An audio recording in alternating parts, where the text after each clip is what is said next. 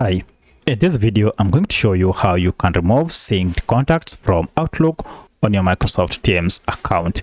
If this video helps, please like and subscribe. So if you had synced your contacts or you have realized that your Outlook contacts were synced with Microsoft Teams, to remove them it's pretty simple. Just go to your account and then tap on these three lines to export settings. So go to settings and then on your sidebar menu here, go to this option called people.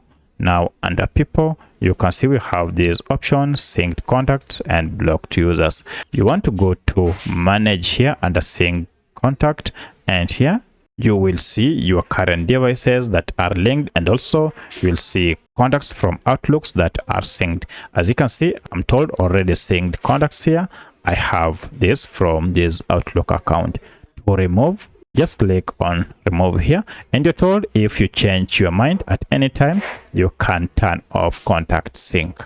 All synced contacts will be removed except some synced phone contacts that are present on Teams. So I'll go ahead and remove the synced contact by clicking on remove, and now that will be removed. So that's how you can remove Outlook synced contacts from your Microsoft Teams account. If you have any other question, kindly let me know in the comment section. Otherwise, thanks for watching and let's meet in the next video.